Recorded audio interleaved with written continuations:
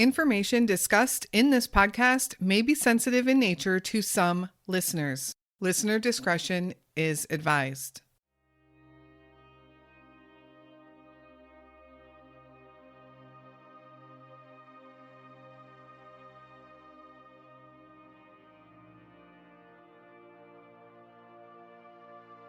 Johnny and Shelly Markley married young. Shelly was just 16 years old in 1979. Their marriage was strong, however, and they went on to have 5 children together. Johnny worked as a truck driver and Shelly was a stay-at-home mom. They lived in rural Bristolville, Ohio. Beginning in 1992, the couple would experience some hardships and some tough times. In 1992, Johnny's twin sister, Bonnie, was diagnosed with breast cancer. Johnny was devastated, of course, and even worked hard to fundraise $15,000 to send her to Mexico for experimental treatments. In 1993, the home that the Markleys lived in burned to the ground. Thankfully, no one was hurt. In 1994, Johnny's father passed away, another devastating blow to this hardworking family. Then, tragically, in December of 1995, Johnny's sister succumbed to her breast cancer. Johnny was heartbroken. On the morning of December 15th, 1995, Shelly and Johnny got the children off to school together. The youngest child, just age 8 at the time, was put on the bus around 8:30 a.m. When the children arrived home later that afternoon, they found their parents' personal belongings in the home, including their mother's purse and cigarettes, and their father's wristwatch, which he never took off, sitting on the kitchen counter. Their parents, however, were nowhere to be found. They also found the home in a bit of a disarray, with the contents of a safe, just important paperwork, strewn about the floor. There would be a few strange clues, and their pickup truck would be found shortly after the disappearance, but nothing led to Johnny or Shelly's whereabouts. It was all quite bizarre, and everyone started fearing the worst. The couple is still missing. Where are Johnny and Shelly Markley?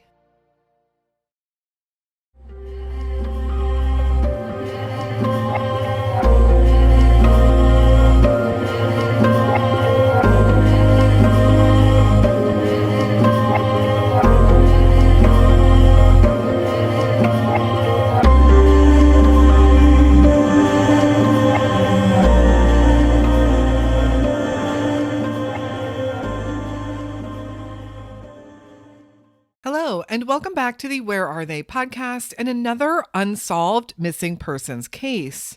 Actually, 2 missing persons, a married couple, and the parents of 5 children. This case is almost something out of a movie or one of those unsolved mysteries episodes, the ones that take place in a city far away from you because it could never happen in your hometown. And in fact, this case was covered on Unsolved Mysteries. But for this rural town in Ohio, this is exactly what happened here, an unsolved mystery that has baffled everyone for over 20 years. Before we jump right into their story, I want to welcome Desiree and William to our Patreon group. Thank you so much for your support of our show. As a reminder also to everyone, all of our social media links and contact information, as well as the link to our Patreon, can be found in the show notes or by visiting our website at wherearetheypodcast.com. Now let's talk about the Markleys. Johnny Markely Jr. was born on July 8th, 1959. He had a very close-knit family, which included a twin sister named Bonnie. Shelly Applequist was born on November 16th, 1963, also growing up in rural Ohio. Johnny and Shelly met as teenagers and they would get married on November 30th, 1979. They were young, but they were becoming parents and they were devoted to each other and starting a family. They would live in rural Bristolville, Ohio, a small country town in the northeast corner of the state, and they would go on to have 5 children together. Johnny would work as a truck driver and Shelly was a stay-at-home mom. Everyone who knew the Markleys commented that they were a good family, they were good people, and they were wonderful parents. Sadly, in the early 90s, the Markleys would suffer a series of tragedies. First, in 1992, Bonnie was diagnosed with breast cancer. Johnny was devastated. Not only was Johnny close to Bonnie, they were twins, which made their bond even stronger than many other siblings. And Johnny was determined to do what he could do to help her beat it. And although I can't say how this fundraising took place, he did raise $15,000 for her. The purpose was to send her to Mexico to receive experimental treatments. While they were still fighting that battle for Bonnie, in 1993, the house that Johnny and Shelly lived in burned to the ground.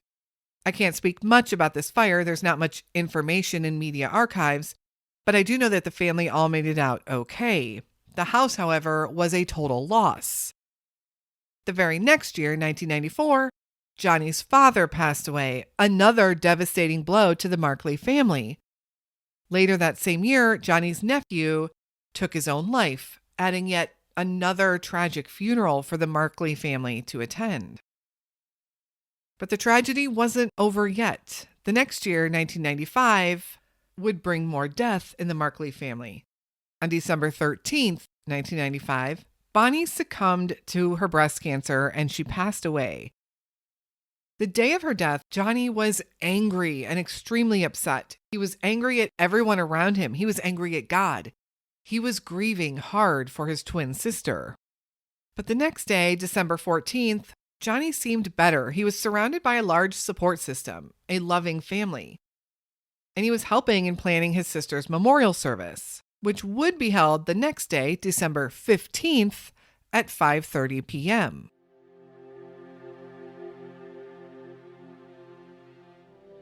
The disappearance.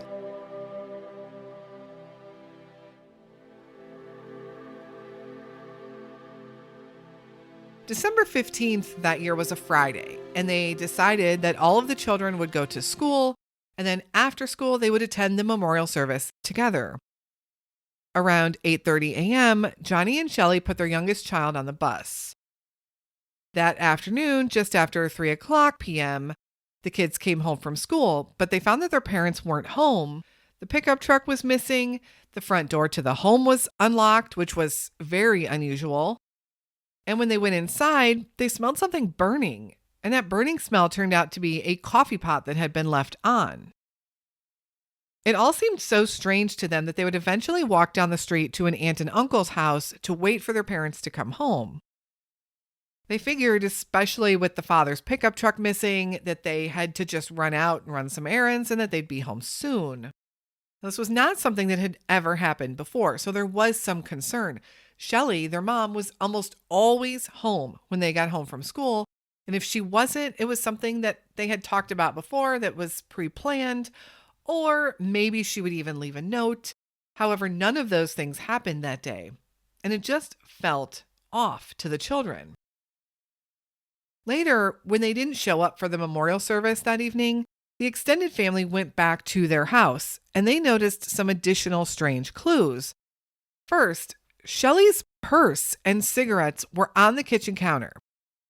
Shelly would never leave the house without either of them. Second, Johnny's wristwatch was on the counter as well. He always put his watch on before he left the house. Always. It seemed as if they had left in a hurry, especially when the children said that the door had been left unlocked and the coffee pot left on. But the real concern came when they entered the couple's bedroom. Papers were strewn all over the bedroom floor, and the door to the small bedroom safe was left open. Papers, such as birth certificates and other important documents, were scattered about the room as if someone was looking for something. The family continued to look around the home for Shelly and Johnny, and the last clue the family would uncover was found outside in the garage. Johnny had a 1978 Corvette that he kept covered up with 2 tarps. Those tarps were missing. Johnny never left his Corvette uncovered, yet here it was, fully exposed, and the tarps nowhere to be found. All of these signs caused the family to panic. Something was very wrong here. Just after midnight, Johnny and Shelly were reported missing, along with the missing pickup truck. The search and investigation.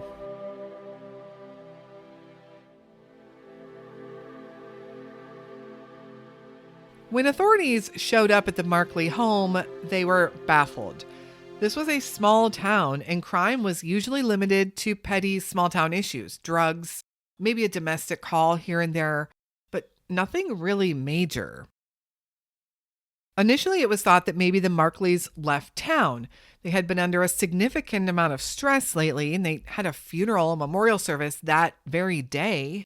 The Markleys had always been a good family. Johnny nor Shelly had any criminal background whatsoever.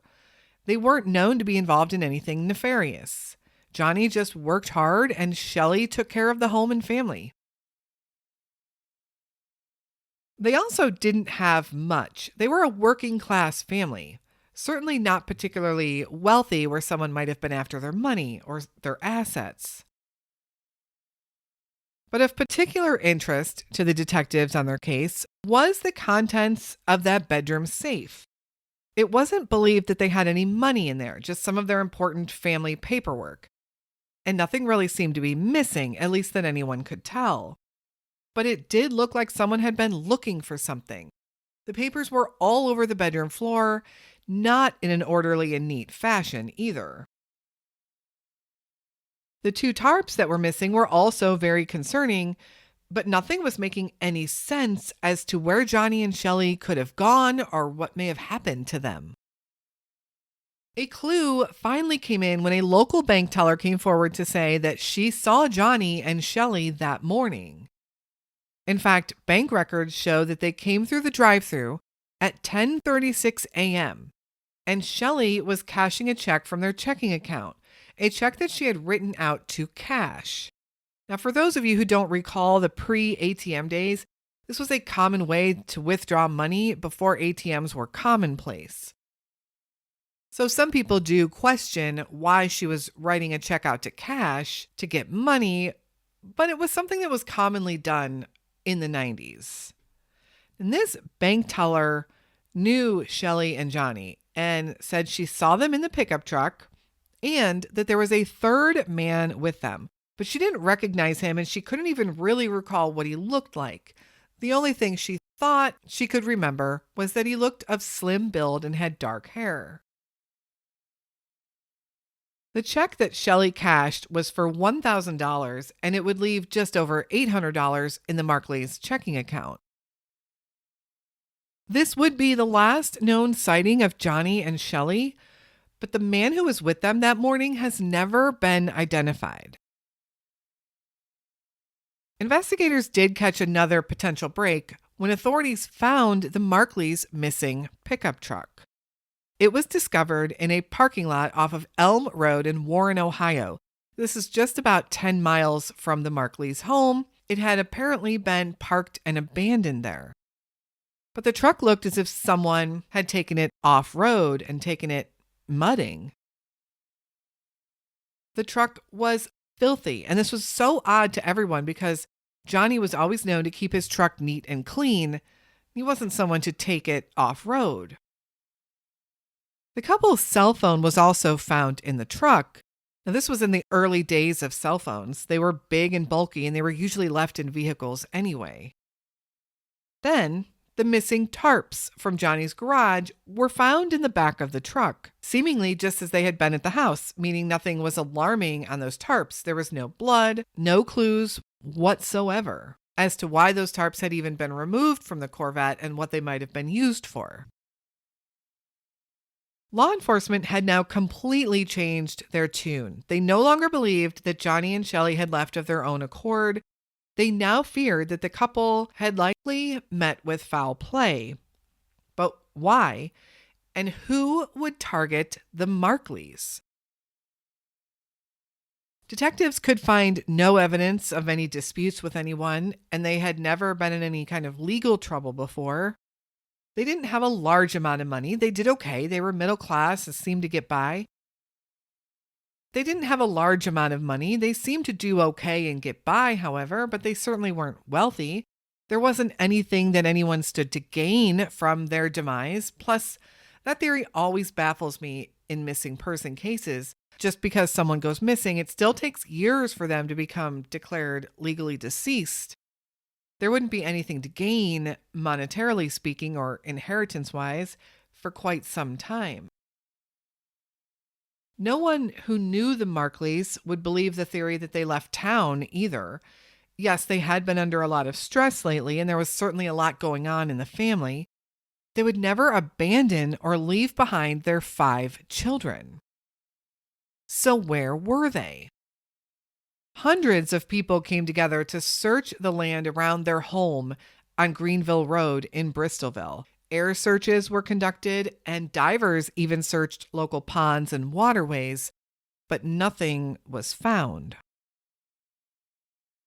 Shortly after the Markleys' disappearance and after some local media attention on the case, a man by the name of Stephen Durst came forward with a ransom claim. Stephen was a former coworker of Johnny's, and he was currently out of work. He said, in an anonymous phone call at first, that he had the couple and he was holding them hostage and would return them for $100,000. Was this finally a break in the case? Sadly, it was not really. Authorities very quickly determined that Stephen Durst was just an opportunist trying to cash in on their disappearance. While he was said to have been ruled out as a suspect in their case, there are many who believe that Stephen Durst does actually have the answers. Rumors began to swirl that before the Markleys disappeared, Stephen told some friends that Johnny owed him $1,000. With him being out of work, he desperately needed that money. And with the knowledge that there was a third man in the truck with the Markleys and they cashed a check for exactly $1,000, it sure does seem suspicious. These reports were never verified publicly, however, so we can't say for certain that all of this isn't more than just small town gossip. I did find a report, however, from the Tribune Chronicle, a local newspaper, stating that Stephen Durst was given a polygraph test in regards to the Markleys' disappearance and that he did fail that polygraph test. Because of his ransom claim and his attempt to get money from the disappearance of the Markleys, he was charged with extortion and he would be sentenced to 4 to 10 years in prison. The disappearance of the Markleys was a complete mystery to everyone in the small Ohio town.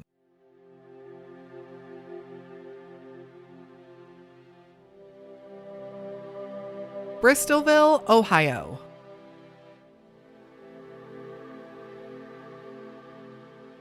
An hour east of Cleveland sits the very small and very rural town of Bristolville. Bristolville sits on the edge of Ohio's second largest Amish community. In 1990, the old order Amish population in that area was around 8,000. Today, that population is over 18,000. If this paints a picture for you of green rolling hills, cornfields, horse and buggies, that's exactly what Bristolville is. As for businesses, in 1995, there wasn't much right there. Of course, we know that there was a bank because we know that Shelly and Johnny went to that bank. There weren't any stores, there wasn't any shopping, and there wasn't much in the way of businesses. Generally, one would have to travel about 10 miles to Warren, Ohio, or 10 miles the other direction to Middlefield, Ohio, to really do any shopping or errands.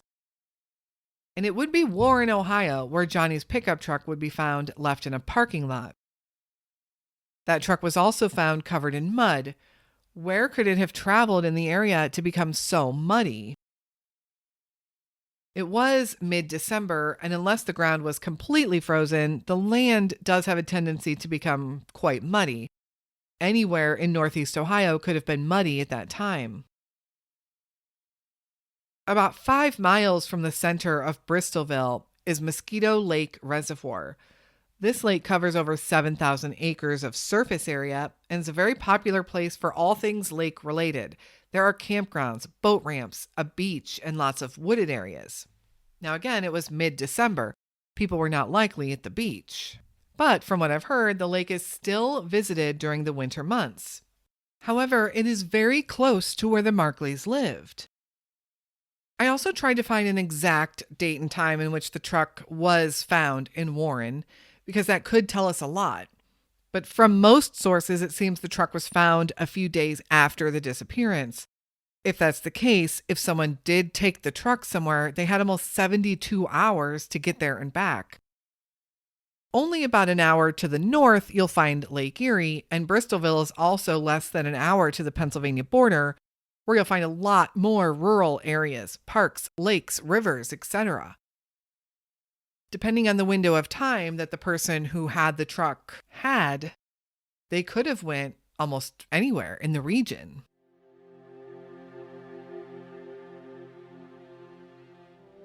Theories and possibilities. What are the theories and the possibilities here? Well, first, authorities believe Johnny and Shelly likely met with foul play based on the clues that they do have: the state of the house and the bedroom, the removal of the 2 tarps off of the Corvette, and the finding of the pickup truck in a parking lot abandoned, covered in mud. This didn't look good. And friends and family will reiterate that the 2 would never walk away from their 5 children. So something must have happened. But to date, no one has uncovered any real motives or clues as to who or what. Another curious thought has to do with that $15,000 raised for Bonnie's trip to Mexico. Did Johnny do something illegal, or was he involved in something kind of off the record to get that money? Where exactly did that money come from? We do know that Johnny seemed desperate to do anything to help his sister. And this question has come up a few times in the case, and I do think it's an interesting thought. It seems that money was raised a couple of years prior, though, so it's hard to say that it has any connection at all. And of course, there is no evidence to say that it does. Were Johnny and or Shelly into something that no one else was aware of? Something that could have brought them trouble or harm? Or is it possible that the stress was too much for Johnny and Shelly and they did run off? The 2 of them disappeared 2 days after his sister's death and the day of her memorial service. Is that a coincidence? But if that was the case, how does one explain the 3rd person in the truck? And if they did abandon their own truck, why didn't they take all of their cash with them if they were leaving town? Do you think Stephen Durst was involved? Was the story of the $1,000 a coincidence? A small town rumor? Was there any way to corroborate the fact that the Markleys might have owed him money? What was his explanation for failing the polygraph test? So many questions in this small town disappearance and too few answers. In 2015, investigators came forward to say that they had some new leads, some very promising leads. And although they didn't disclose exactly what those were, they did say that they conducted 3 new interviews and they had 3 more interviews to go. But again, nothing was made public about those new potential witnesses or who those people were that they were interviewing or what new clues even led them to that. So people were hopeful for a little while that there would be some new developments, but it seemed after that the case would go cold again. I'm curious to know your thoughts on the disappearance of Johnny Markley and Shelly Markley. Johnny is described as a Caucasian male standing 5'10" tall and weighing around 170 pounds when he was last seen in December 1995. Johnny has dark hair and green eyes. He also has a mole and a scar on his back and a scar on his right forearm. Reports will list him either as Johnny or John. Johnny was 36 years old when he vanished, and he would today be 65. Shelly Markley is described as a Caucasian female, standing 5'4" tall and weighing around 120 pounds when she was last seen, also December 1995. She has brown hair and blue eyes. Shelly was 31 years old then and would today be 60. Anyone with any information on the whereabouts of Johnny and Shelly Markley is asked to contact the Trumbull County Sheriff's Department at 330-675-2540. Thank you for listening to the story of Johnny and Shelly Markley, a truly baffling mystery that has perplexed a small Ohio town for almost 30 years now. If you have any feedback or case suggestions for us, please hit me up on social media anytime or send me an email at canwefindthem@gmail.com. Again, I want to give a big welcome to Desiree and William for joining us over on Patreon. That link can be found in the show notes. Patreon is where I can put up all of these episodes ad-free, as well as put up a few bonus episodes. We appreciate all of the patrons' support, all of our subscribers' support. And if you're looking for a way to help us out additionally, please consider giving us a 5-star review on your podcast platform of choice. These reviews help us tremendously with these cases reaching a wider audience. So many of these cases just need that one person, the right person, to hear the story and be encouraged to come forward. All of our social medias, again, are in the show notes. Thank you again for listening to Johnny and Shelly's story today. Keep sharing their story. Let's get it out there. Let's keep it out there. Despite it being 30 years old, there is still a family out there that needs answers. There are 5 children, now grown, that deserve to know what happened to their parents. We will be back again very soon with another Unsolved Missing Persons episode. And until then, stay safe and hug your loved ones.